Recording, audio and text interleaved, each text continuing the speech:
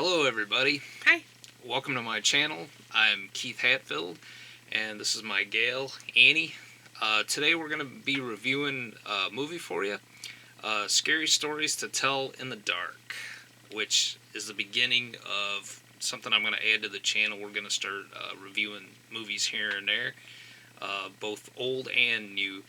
And this particular movie, I'll check my notes here, runs at 1 hour and 47 minutes, and the story is by Guillermo del Toro, Patrick Melton, Marcus Dunstan, and it's actually based on these books. I don't know if you remember these books as a kid or not. Scary Stories to Tell in the Dark by Alvin Schwartz. The illustrations were by Stephen Gammell. The illustrations in them are scary enough as it is, but the stories Go ahead. Do you want to show me a picture? Yeah, I'll just give you an idea here.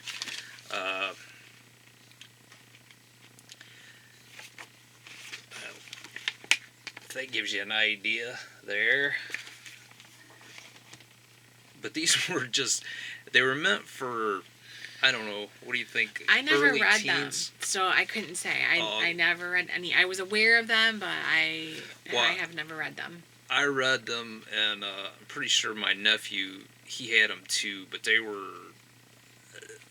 they're very short stories, but they're kind of disturbing, very creepy.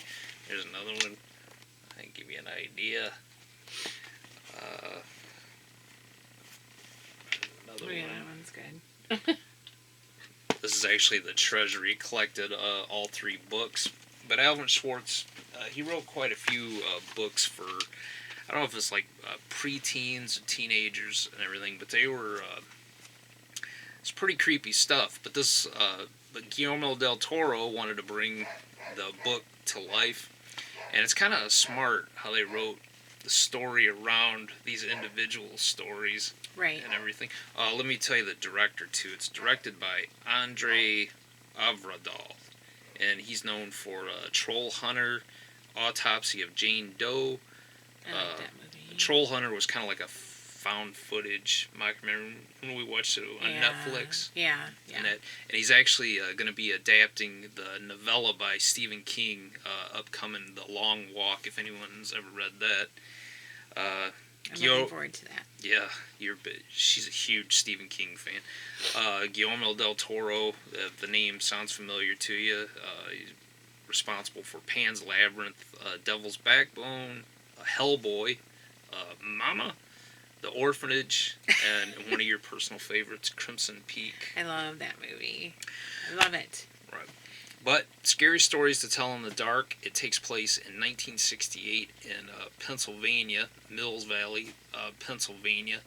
And are we going to do non-spoiler first? And yeah, we'll do non-spoiler first, okay, and then we'll let you know when we're going to throw in some kind of a spoiler. Okay, just making sure, because I didn't want to give anything away before I'm supposed to. Yeah, give you plenty of warning and everything. But it centers around three friends, Stella, Augie, and Chuck, and they decide to play a prank on the town bully, Tommy, and his buddies that have basically been making their lives miserable for years. And also the drifter they come across, Ramon, who kind of helps, who they run into trying to get away from the bully and everything. And it's like I said, 1968. Vietnam is going on. It's I'm not really sure why they made it at 1968, but everything is going on with 68. Nixon is about to be the election is about to happen. Right, and all that drama is going on. You see in the background. I'm not really sure why they picked that particular time period, but I mean, I think they might have. My personal opinion is they might have picked that time period because they wanted their intended audience is like young people, but maybe the parents that are taking the kids to go see that movie might have related something about that time period, like the early 70s might have resonated with them, because when we saw it, I really could relate to how that felt having Halloween as a child in the early 70s. And they really get the look down. I mean, the time period, the clothing, the cars, everything. They really get it down. And yeah, that feeling of Halloween. Yeah, definitely. It's almost that tangible feeling that you get when you watch something that's filmed during the Halloween season, and you can really almost feel the air.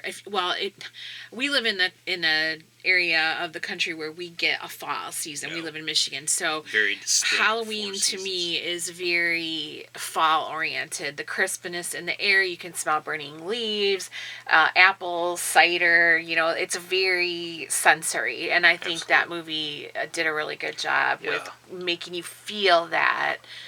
Coming through the screen really well. Right. And this town, it's basically been the Bellows family, the mansion, the old decrepit mansion that sits on the edge of town, is a reminder of this Bellows family. They had a paper mill, a mill that ran everything in the town, and it all centered around. Yeah, and I think anybody can relate, especially if you're from a smaller town. There's always like that one family in town who is wealthy and has a big house, or there's always that one house in town that's haunted, that all the kids are afraid of, or there's like urban legends about, so it's very relatable like that. Right. And the mansion on the edge of town is basically the haunted house of the area, and it's almost like there's a curse over the town because of children going missing and everything, and it centers around that. And I gotta tell you, the visual effects in it are pretty good. They're good. The monsters, creatures, I don't think that's whatever really you want to given call away, them. that appear in these movies are definitely creepy. And yeah, they're super good. There was a boy sitting probably 2 seats over to my left, and I would say he was around 10 years old, and every time one of the creatures or ghosts or whatever appeared on screen, he was audibly like affected. He would be like, yeah, or so, he'd make a noise or something, and then his mom would be like, it's okay, or whatever. But Right. so it definitely, especially, I mean, I thought that they looked really good myself as an adult, but so as a child, I could tell that this kid was like, I don't know about this, Well, speaking of that, though, okay, who would you say that this movie was intended for? Like a preteen, teenager? I mean, even an adult. Not knowing anything about the books, never having read them, but just from the movie point of view, I would say it's probably targeted for older kids, maybe preteen, like I'd say 10, 11, 12 would be good. Even younger kids maybe could have handled some of that if they're used to, like, if their parents love horror or they're used to, scarier stuff. I think once you get into the teenagers, because teenagers can be kind of rotten and they might not appreciate Pick it. it apart. Right. They might make fun of it more. And then once you get to be an adult like us, I could appreciate it for what it was, Yeah. So I would say older kids. I think little kids, we spend time with my cousin's girls a lot, and they're littler, and I don't think like they would like it. Yeah. It's too much for littler kids, but for the older ones. Some of those monsters are pretty scary. Yeah, they're visibly, I mean, they look good. They're typical Guillermo del Toro creatures that look really, really good, Yeah. But again, the basic story, without giving much away right now, is the three friends. It's Stella, Augie, and Chuck. It's Halloween night on 1968 Pennsylvania. Everybody's going out trick or treating and everything, but they've decided that the town bully. It's like his last year of high school, and he's made their lives miserable. So they're gonna play a prank on him, and the prank goes off. But they're trying to get away from the bully and his buddies, and they run into Ramon, who's kind of like a mysterious drifter. He's what, in his older teens. Yeah, I was really intrigued with him too because Yeah. you didn't really know what his story was. He just like Right. kind of blows into town and there's no backstory on him and you're like, who is this guy? What's he doing? Right. You know. And they in the midst of this little adventure where they're all thrown together and everything, they come across this book that was written by Sarah Bellows, who was a daughter that was, everything about her was basically kind of hid away and everything. Right. But she is basically the town scary story, Urban legend, urban right. legend herself, because it's the urban legend is she's written this book and that she would tell these stories through the walls to children that would disappear. And it's really neat how they took the all these like short stories that were written by Alvin Schwartz and wrote them into where you have this one solid thread of a storyline, and then they keep bringing, They weave those. they weave the short stories. stories into it and everything, and it's really kind of neat how they do it. Yeah. But if you want to check it out, like I said, I'll get to the end of the non-spoiler part, but if you want to check it out, it's recommend it for, I mean, Older as kids. I older would say. kids, but Yeah. not too old. I mean, as an adult, I think you can appreciate it if you like scary movies and everything. Right. I wouldn't take kids too young. Yeah, I mean, it's not going to be like anything. There's not a lot of jump scares in it, Right. I don't think, because maybe children aren't good with jump scares. I don't know. There's even one, I mean, at certain points it kind of lulls a little bit where Yeah. they're trying to build the story and it gets a little bit slow. But once the stories begin to be told, Yeah, I know it had a lot of bad reviews, but overall, I really liked it, and I think that it was really good for its intended audience. If you watch the whole movie and you keep in mind the intended audience, then I think that really will change the, maybe if you're like, well, this isn't that scary or whatever, but if you try to see it through the eyes of an older kid or a child, it really is that scary, I think. And it was really entertaining. The characters are really, really good. as an adult, or if you ever read kind of like the Goosebumps books, Yeah. those kind of, I mean, this might even be creepier than the Goosebumps. I never read the Goosebumps books Well, either. the Goosebump books, I mean, it kind of gives you an idea where it's not for young children and probably not for 17 or 18-year-old, because they'd probably pick Right. it apart or whatever, but kind of like that. But I would say it's solidly entertaining Oh, yeah, for an adult absolutely. to watch. Absolutely. Yeah. Like I said, So- there's a little bit of mystery, there's a little bit of horror, there's a little bit of that coming of age poignancy for Yep. the characters. Yeah. True. And Stella, she's like an amateur author that's obsessed with like scary stuff, horror, and everything. So that she's a really interesting character, and it's just kind of neat how it all weaves together Yeah. again. Definitely. So that's the non-spoiler part. If you're interested, so we're gonna maybe delve into a little bit of the, if you've seen it, and kind of we're gonna get into a few spoilers here and there. Yeah, so if you have not seen it and you don't want Right. it spoiled, stop the video Say, now. Stop now. Spoiler alert ahead. Right, but stick around because we're gonna also be doing a review of Ready or Not. Yes, we just saw that, That we 2 just days saw ago. that, and that was another horror film and everything. So stick around.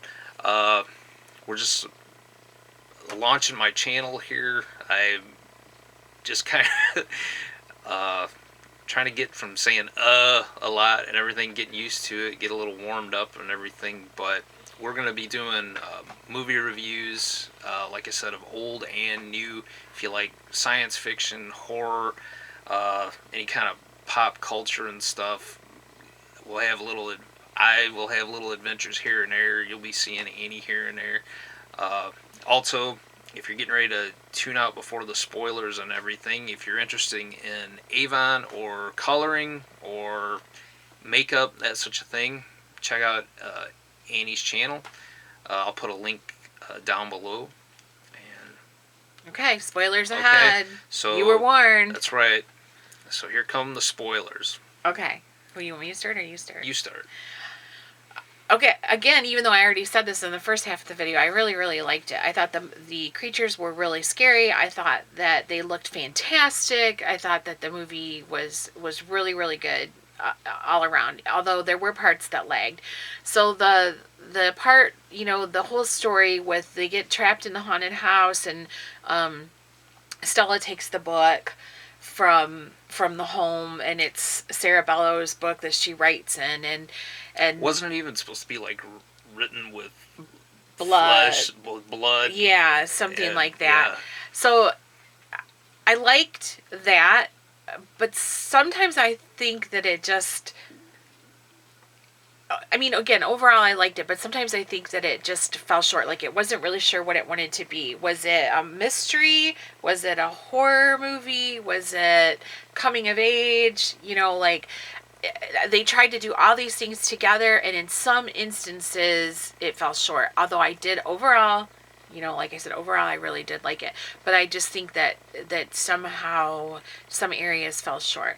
And I also think that the whole I think they were trying to make a point about Vietnam, and I think what they were trying to say is that the horrors of war and the horrors of humanity, like with Nixon being a criminal and the him trying to be reelected and the Vietnam going on, they're trying to say that the horrors of war and humanity can be just as great, if not greater, than these supernatural horrors. But they didn't do enough, I think, to convey that. So that point kind of like flopped around and floundered a little bit, in my opinion.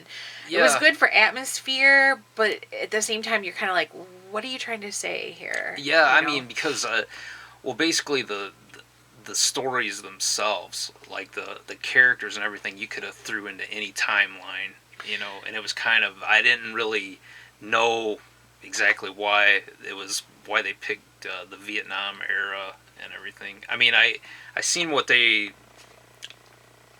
Ramon is gonna, the drifter, the secret that he has, it ties to the Vietnam War, and I understand that part. But again, you could have put it with any other. You could have had any kind of a secret, right? And the characters and everything. But it was I did like the small town feel of everything, and and they definitely got the Halloween thing where they had the little when they're at the drive-in, they're watching Night of Living Dead. So if you've ever seen Night of Living Dead, that's automatically going to give you the creep factor, and that just basically sets up everything else of the Halloween night. Yeah. And I thought, like, some of this stuff was really dark for kids. I mean, it really surprised me how dark it is, because the monsters come alive and they don't just chase you, they get you and they take you and you are gone. Oh, yeah. And I'm like, that's kind of scary for a kid, I mean, you mean that's scary. I mean, not even just the monsters, but the bully Tommy. Yeah, he's like borderline psychotic, right? Absolutely. You really feel the threat for these kids. What was the bully's name in the It movies? Henry Bowers. Henry Bowers. He's very reminiscent of Harry Bowers, because Henry Bowers, and he carrying around a baseball bat and everything, and you kind of, again, he's super dangerous. And again, not again, but just because at the beginning of the movie with him enlisting, right, to go to Vietnam, so that's like the opening basically of the movie, is him going in the recruiting office and enlisting to go to Vietnam. Too. Yeah, and he is pumped to go to war, and I'm like, okay, this guy's off. Right. You know what I mean? And I'm thinking he's gonna be that stereotypical Vietnam soldier that was like a little crazy and enjoyed what he had to do too much and everything. And of course, he gets what's coming to him. Although I would have liked to see him get even a little bit more because I really didn't like him. But and that was another creature that I thought was really really good was Harold. Harold, I mean, yeah, the was Scarecrow. so scary looking. I mean, Right. totally terrifying Yeah. looking. You know, but it just really surprised me how these monsters get these kids and they don't just scare the kids. I mean, they get them, they eat them, or they take them, or they, I was like, wow. I expected, because it's a kids movie, I expected the kids to live. Well, we don't really know if they're dead or not, but I mean, I Well, expected the kids to get away, and they didn't, and that really surprised Right. me.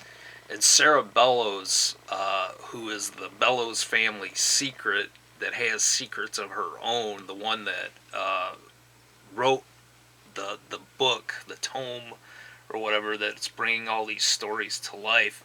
She's pretty creepy in her own Yeah, right. she is. She's very scary, and she's very crazy because she's like crossed that line between being the sympathetic character that you feel sorry for to being a homicidal maniac, Yeah, basically. exactly. I mean, she doesn't have any pity.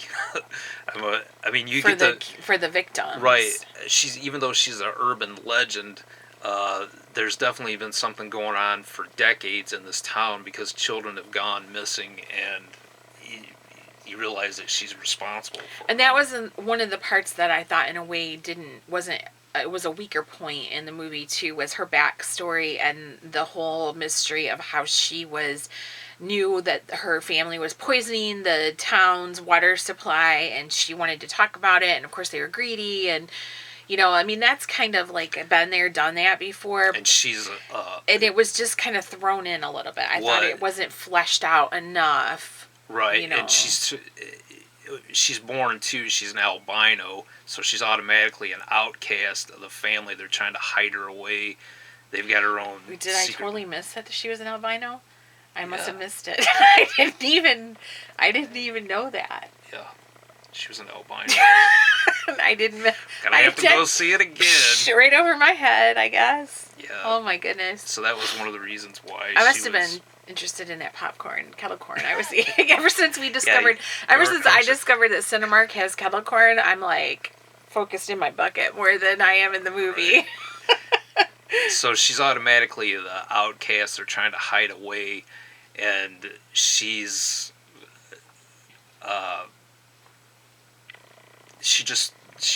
she finds out that the family's paper mill has been poisoning the water and everything, and a lot of the deaths early on of children and everything that she was being blamed for was actually her family's mill that was causing poisoning and death and everything. But why was it just poisoning the kids? Why didn't it poison any adults? That's what I was kind of like, one of those things, I'm like, why is it just children that are dying instead of adults too, right? Maybe for the kids. Why is your dog barking so much right now? Maybe for the kids that are watching it, they sympathize more with their own. Yeah, right, I'm sure, yeah. But yeah, I just thought that was kind of one of the weaker.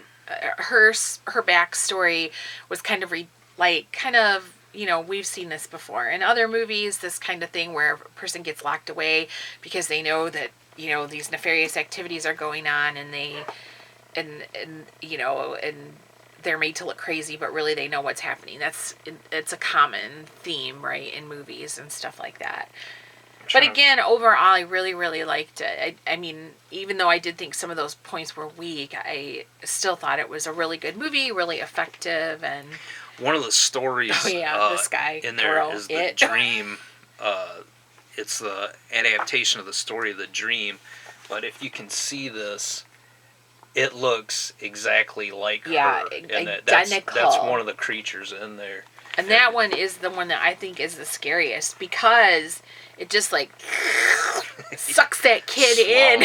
I mean, it's just like that. I mean, that's the thing. I'm like, children would be terrified watching this because they're seeing these creatures from under the bed, and that just come up and like, what about? And you know what that reminded me of too is when you go to like Christmas dinner or Thanksgiving with the family members that you only see once a year, and there's like this giant fleshy aunt so and so that Yeah. every family has one, right? And she comes up Right. and she gives you this big hug.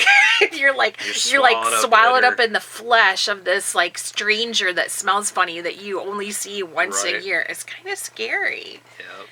Yeah. That's what it made me. And the think of. grossest one is the big toe Oh, yeah. story. I mean, it's I didn't like that. It's gross in the book, and it's also gross in the movie. Yeah, that and was everything. gross. But Definitely another one gross. I was gonna see if I can.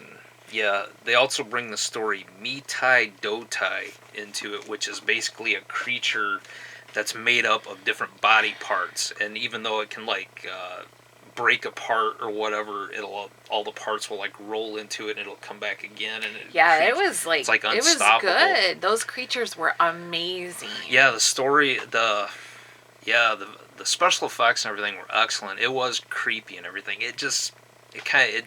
There's certain times when it lags, but overall, It's good. I think it's definitely worth checking out.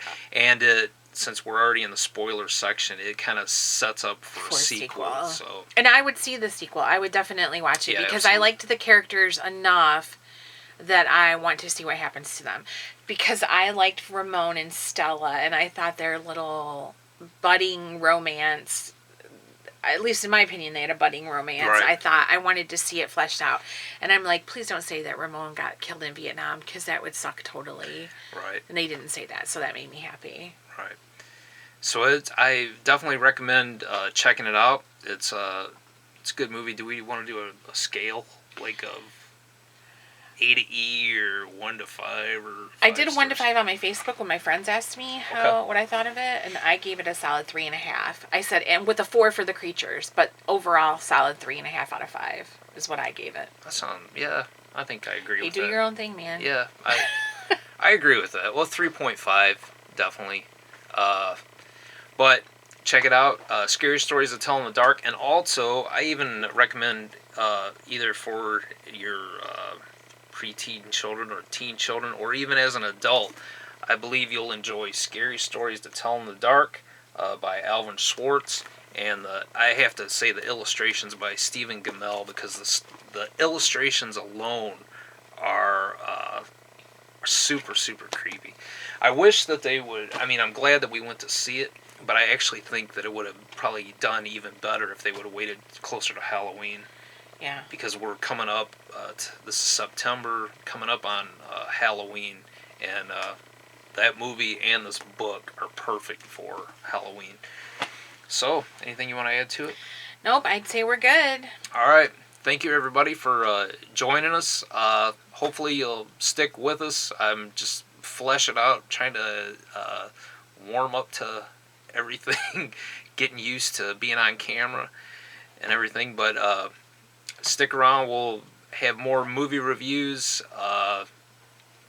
different adventures wherever life takes us, and things that we're interested in. If you like science fiction, horror, check out some of the videos that I already have on here. We did a walkthrough of a Star Trek exhibit, and my Star Wars t-shirt collection. I'll be having some more of my collections, but we'll be reviewing older movies, newer movies, and everything, pop culture, whatever in particular we want to talk about. But thank you very much for joining us. If you enjoyed it, I appreciate a thumbs up, and please subscribe. Stick around for more.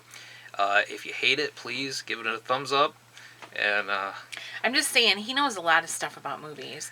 He's like a treasure trove of movies. I mean, he comes up with this stuff, and I'm like, next to Joe Bob Briggs, oh no, my husband knows the most about movies. He knows so much about movies. I am Cliff Clavin of useless information. So I mean, and I think as time goes on and he reviews a lot of the older movies, especially older horror, older sci-fi, you will learn that he knows his stuff. that's mighty kind of you to say. Yeah, check him out. So please look over all my and everything. Like I said, I'm just trying to get used to being on camera and everything, but I appreciate your support. Thanks again for joining us. I'll try not to keep doing the thumbs up in all my videos and everything, but Scary Stories to Tell in the Dark. Check it out. Thanks again. See ya. Bye.